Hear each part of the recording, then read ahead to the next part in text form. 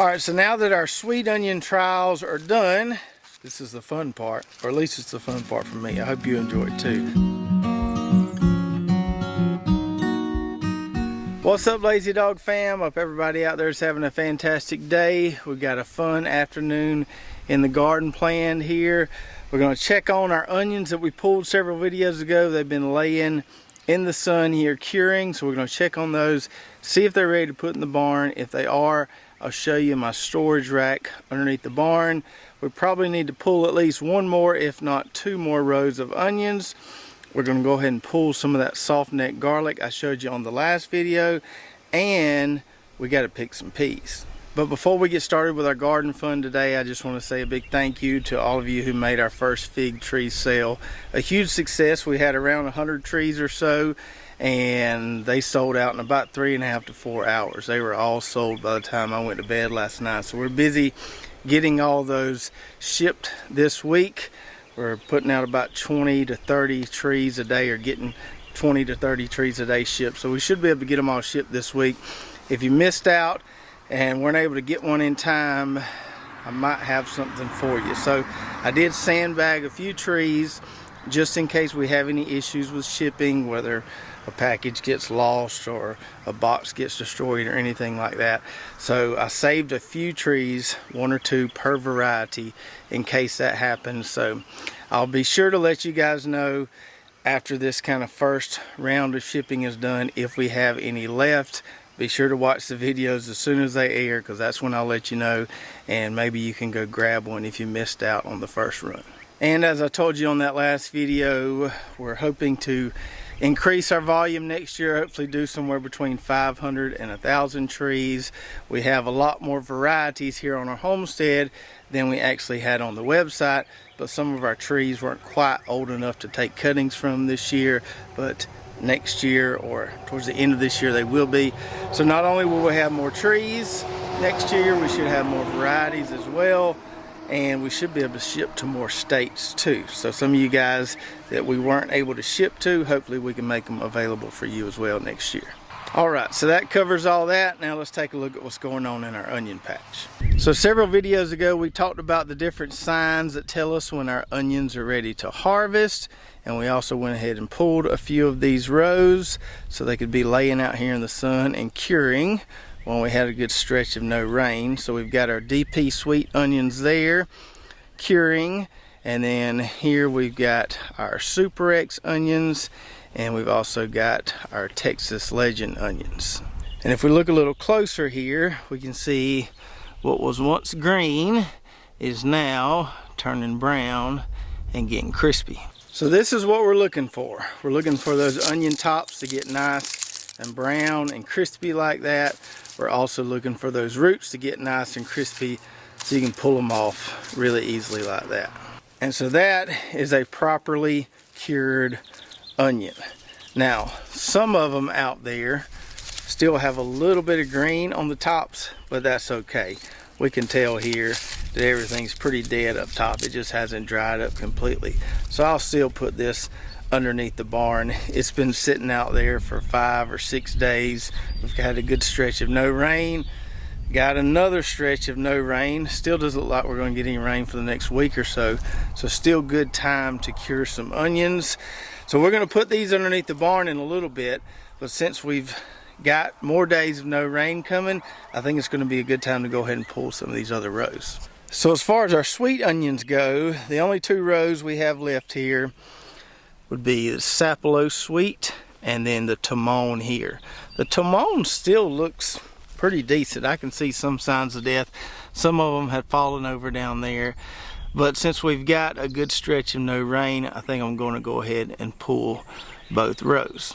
And on our last onion video, we had somebody ask, well, what if you didn't pull them when they were still green? What if you let them die back completely? Is there a disadvantage to letting them, die back completely like that?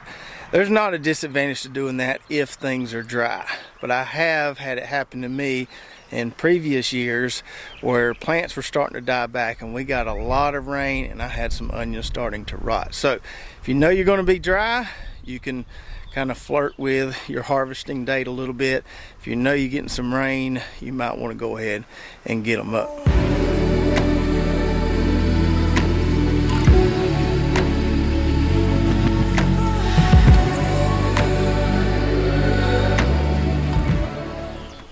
Alright, so we got all our sweet onions pulled there. Our sapelo sweets did really well for us. Got some nice size onions out there. That's a flattened organics style onion. I don't know if they're quite as big as those DP sweets are, but we've got some of them here that are pretty dang big. Had about 6 or 7 of them that formed doubles there. I imagine that's my fault, where I planted 2 plants and didn't realize I planted 2 plants, but still got 2 nice viable onions just bunched together there. So really happy with the sapelo sweets. And if we turn over here to the Timon onions, now this is not a Granix style or flattened onion. This is a round onion, and for a round onion, I'm really impressed with this variety. There's a few smaller ones in there. We got some really nice size on those round Timon onions. Alright, so now that our sweet onion trials are done, this is the fun part, or at least it's the fun part for me. I hope you enjoy it too. But this is a good part where we get to really compare these varieties and see which varieties did better for us than others. So as far as the Granix style onion goes, the more flattened onions, the big winner was this DP sweet here. Absolutely monster onions. I showed you guys that when we harvested these a week or so ago. Coming in a very close second would be the sapelo sweet variety here. Those are some pretty big onions, just not quite as big as these. And I can tell just by holding them in my hand here, even though these are dried and crispy, these 3 onions weigh a little bit more than these 3 onions here. So I picked the 3 biggest DP sweets I could find and the 3 biggest sapelo sweets I could find. Nothing wrong with this variety here at all. We'll definitely grow this one again. If you want to grow some really big onions, this DP sweet variety is the way to go. Now on that last video, we had a lot of people asking, well, you're just talking about the size. How do these onions compare in taste? Well, from my experiences, there's not a whole lot of taste difference between these different varieties of sweet short day onions. The taste of an onion, in my opinion, is more a function of how it was grown. So if you've got more sulfur in the ground, onions are going to have a little more bite to them. We didn't really apply any sulfur this year. Also, the more water you give them, the sweeter they're going to be. So if you really pump the water to them, like we did with that drip tape, they're going to be a little bit sweeter. If you don't give them as much water when they're bulbing and they do have some sulfur, they'll tend to have more of a bite. Either way, these sweet onions are going to be really tasty. I might keep them separate underneath the barn. I might just put them all together. Like I said, you really couldn't tell a difference if you were blindfolded and tried one versus the other. They're all good. That's why we kind of look at size as a differentiating variable between the varieties. And then we have our Timon onions that we just pulled. And I don't really like doing a direct comparison between round onions and flattened onions, because it's kind of like comparing apples and oranges. These round onions are never going to get the diameter that these flattened onions do. But for a round, short day sweet onion variety, this Timon here is pretty dang impressive. Those might be some of the biggest round onions I've ever grown. Now the Super X is another flattened onion variety we grew, and it did okay. It made some nice size onions, but nothing like the DP sweet and the sapelo sweet. So I probably won't grow the Super X again. And then the other round onion variety we grew was, of course, the Texas Early Grano 502, aka Texas Legend, and it doesn't hold a candle to these Timon onions right here. So probably won't grow the Texas Early Grano 502 again. It's not a bad onion variety. I've grown it many years. I've just found varieties that do better than that one. So as far as the sweet onions go, we've got 3 big winners that will definitely grow again next year. The DP sweet, the sapelo sweet, which I'm still not convinced is any different than Savannah sweet, and then we've got the 3rd one, Timon. Now we got all these seeds from NE Seed, which a lot of you may not be familiar with, but they are an online seed supplier. And from what I remember, all these onion seeds, these short day varieties we grew, the smallest package option they had was 1,000 seeds, but it was only like $10 for 1,000 seeds. you know, that's still not that bad. Get 1,000 seeds, grow out a bunch of plants, share some with your neighbors.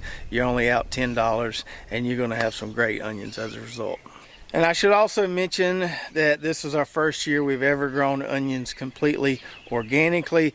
We don't really ever spray our onions with anything. We didn't spray them with anything this year. So the pesticide application, staying organic with that is not an issue because we're not spraying them with anything. But as far as the fertilizers go, this is the first time we've given them nothing but organic fertilizers. So obviously we've got a thick layer of compost down in this no-till plot. We put some Nature Safe 855 in the for planting. We side dressed them with Nature Safe 1300 a couple times. We've put down some alfalfa pellets. I've run some AgriThrive through the injector and the tripod sprinkler. We've given them a whole variety of stuff, and it's really hard to overfeed onions. But it goes to show you, you can do it organically. You got to be timely with your fertilizer applications. You got to put it there in time for it to break down. But even that Nature Safe, which is organic and tends to break down slower in the winter months, down here we didn't have any issues with nutrient delivery. And once our onions kind of overcame the transplant shock, they pretty much looked decent throughout the entire grow out. So we'll leave the Timon and Sapelo Sweet there for 4, 5, or 6 days, just whenever we get around to it or whenever we're about to get a rain. Leave those there to cure. Now I'm going to go get the wheelbarrow, and we'll take these that have already properly cured, put them underneath the barn, and I'll show you where we store them. Now, not many people down here have basements or cellars, so we store things like onions, potatoes, sweet potatoes, storage crops from the garden. We store them underneath these open air pole barns, which there are plenty of down here in the south. Now, some of you may have seen my storage rack before, some of you may not have seen it. So for those that haven't, I'll show you what it looks like.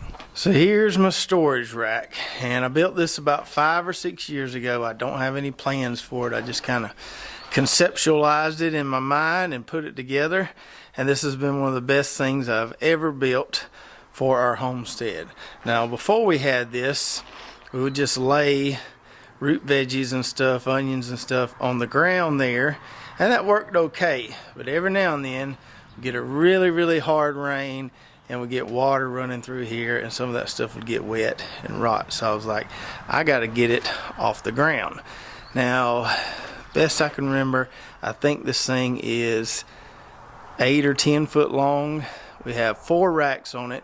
If you're going to build something like this, whatever size you decide to build, make sure you invest in hardware cloth. Don't use chicken wire. It'll sag every time and become a headache. This hardware cloth holds up much better. I use the top rack there. It's a little dark, you can't see. But I use that for storage of harvesting baskets and tarps. And there could be all kind of stuff on here throughout the year. This time of year, it'll start getting filled up with onions and taters before too long. Now, it's a good idea if you're going to build one of these to put it in a spot that you really like where you're not going to have to move it. If we ever had to move this thing, we'd probably have to get a forklift or a front end loader with forks on it to move it, because it is really heavy. But it hasn't ever been moved. It's always been sitting right here, and it's always been just fine sitting right here. Now, between my racks, I think I gave myself 2 foot, because instead of walking all the way around, I like to be able to stick my entire head or my entire body in there and reach all the way through there. You could put those closer together if you wanted, or farther apart if you wanted. And you can build this however you want it. We use 4x4s and 2x4s, but this one's pretty big, probably bigger than most folks need, but it comes in handy for storing other stuff besides vegetables. Now, there is a certain way I like to lay these onions on here. We don't want them just bunched up and stacked on top of one another. So I'll start in the very middle there, kind of get them to where they can sit down, and I'll just make me a row along the center there, coming back this way. And so once we get one row in place there on our rack, then we'll come in and put a second row right behind it. So I don't mind laying the onions on this dead foliage here. I just don't want to stack onions on top of onions, because what can happen here, one of these onions could just randomly start rotting on me. And if they're stacked up and one of them's rotten, it's gonna make all the rest of them rot. But when we lay them like this, so they're not really touching and stacked on top of one another, if one does rot, we can pull it out and it shouldn't affect the others. And so that's what we're going for. We want to make sure we use our space wisely, but we don't want to stack them in there too thick. So now let me go grab those other 2 varieties and we'll get those on the rack as well. Right people always left and you're coming down. You're coming down with your cold, cold one. The wrong types feeling good, feeling purplish. You're coming down with your cold, cold one. So we got them all up there. Even got a little bit of brown material for our compost bins. And I was able to separate out the varieties in little quadrants here. So we got our somewhat puny Texas onions there. We got the DP Sweet on the other side of those. And then we've got the Super X right there. Now I should have mentioned this earlier when I was talking about our storage rack here. What if you don't have a pole barn? What if you can't build one of these? How should you store your onions, taters, things like that? Well, there's 3 main things you need. 1, you need shade. So you don't want these out in direct sun all the time. They need to be in a shaded place. 2, you need to be dry. You don't want any moisture getting on this stuff. And 3, you need circulation. So you need some airflow all around it, and that's why that hardware cloth works so good. Now that all our cured onions are under the barn, now let's add some garlic. So we've got 2 cloves here of this Island Star garlic that we pulled on the last video, our first attempt at soft neck garlic. And now I don't cure this stuff. When I pull it, I just put it right underneath the barn here. I don't leave it sitting out in the sun like we do the onions, and it's always done just fine for me. You can see it's already starting to die back a little bit a few days after harvesting it. So let's go out to the garlic patch and get some more of this. Now before we grab this row of Island Star right here, I think I'm going to leave that Kettle River Giant there for another few days and then we'll check it out. I want to show you our elephant garlic here is finally forming some scapes. You can cut those off and saute them. That's some mighty fine eating. We're still a little ways off from harvesting these. We'll wait till they go to seed like that, and we'll wait on them leaves to start turning brown. So if you see this happening to your garlic, no worries. You can cut those off and eat them, but it's still going to be a little bit of time before you need to harvest. So we got some pretty consistent production there along that 30-foot row. There's a few teeny tiny ones in there, but most of them are pretty decent size. Not too bad for our first try. So we lay that garlic up there, and man, does it smell good. We lay it just like we do our onions, and from the looks of those first 2 we harvested several days ago, it shouldn't take long for all this greenery here to get crispy. And with our elephant garlic, I can get it to store here and be good all the way till November, so we can replant our own seed stock. Having never grown soft neck garlic, I don't know exactly how long it will store for, but I'm hoping it will store all the way until November and we can replant some of this that we grew. And now it's time for some peas. So these are our PLS 595 English peas that we planted back in January. And as you can see here, they are absolutely loaded. They finally started to fill out. Some of these probably should have been picked a few days ago. I'm just now getting around to it. I think we're going to get a pretty good harvest. This might be the only harvest we get off these guys. As things are getting warmer, these plants are looking rougher and rougher. But we got a lot of peas there that we need to pick. I think we're going to have plenty to put up in the freezer. You can see right here just how many we've got in a small space. This pod here looks pretty good. Shell it, see what we got here. So you got nice filled out pods of peas there, and these puppies are mighty tasty. Alright, so 1 double row has been picked, and we got a whopping bucket full there. That's a heap of English peas. And down here we don't say peas, we say peas. And so it didn't take me but just a minute to figure out what was going to be the best way to pick all these peas. Now, I told you earlier that these plants were starting to look a little rough, and we're going to be hitting 90 degrees during the day pretty soon, so these things weren't going to last long at all anyways.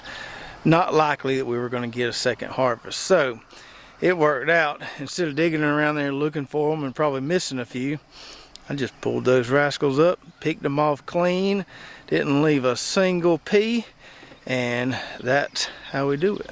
Now, some of y'all out there might think that's wasteful, pulling up those plants before they're absolutely toast and we should hang on and get a few more peas off of them.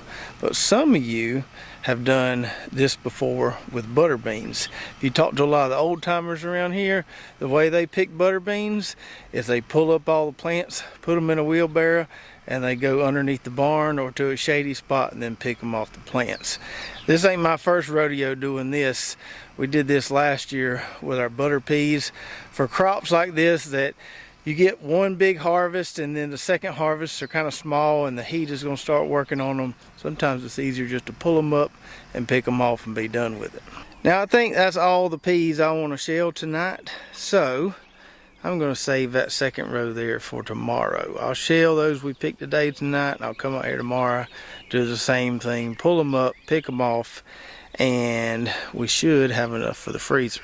Now, if my memory serves me correct, when we grew this variety in the fall, I didn't get quite this many peas per harvest, and we ended up putting up about 7 to 8 quart bags in the freezer per harvest.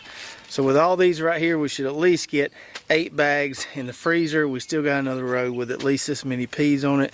So from those two 30-foot double rows, I'm thinking somewhere between 15 and 20 bags of peas in the freezer, which is a-okay. And I know I've told you a lot about it before, but I can't brag on this PLS 595 variety enough. This is the most productive English pea variety we've ever grown. It did great in the fall. It did great this spring. It's just a winter variety. Just plants loaded down with peas. And down here where it's hard to grow English peas sometimes, we've had 2 successful English pea seasons, and I think a lot of it had to do with this variety. And the other thing that contributed to our success was that we planted these earlier than we've ever planted them for a spring crop. We planted these in mid to late January. Now when you do that, even down here, you're taking a little bit of a risk because the cold weather is certainly not done with by mid to late January. But I think you got to get them planted then. You got to get them in that early so they can produce before it gets hot. We're going to be hitting 90 degrees in the next few days, and that's going to zap these plants. So if we hadn't planted them that early, we probably weren't going to get a very good harvest. So I think, at least down here, you just got to go for it. Mid to late January, if you do get some really cold weather, run a sprinkler, do something to protect them, wrap them, cover them, whatever you need to do. We took a chance with ours. We didn't water ours or cover them. They got burnt back a little bit, but they recovered nicely. So, you know, plant them early, take a chance, find a way to protect them, and get those English peas in before it gets too hot. So as you can tell, sun's going down. It's time for me to go inside, enjoy a little supper, and then start shelling these peas. Hope you enjoyed the video today. Getting some more onions pulled, going over our onion trials, which varieties did best, showing how we store our onions, all that good stuff. If you're watching on YouTube, make sure to check out our affiliate links below. A lot of great companies that we use here in our gardens at Lazy Dog Farm. Even got some coupon codes for some of those companies, so you can take advantage of those discounts. Don't forget to go check out our website, lazydogfarm.com, where we've got our garden blog, recipes, hats, shirts, all kind of good stuff. If you did enjoy this video, make sure to subscribe, hit that notification button, like, and share, and we'll see you next time right here at Lazy Dog Farm. Oh, farewell, by the beauty of your life.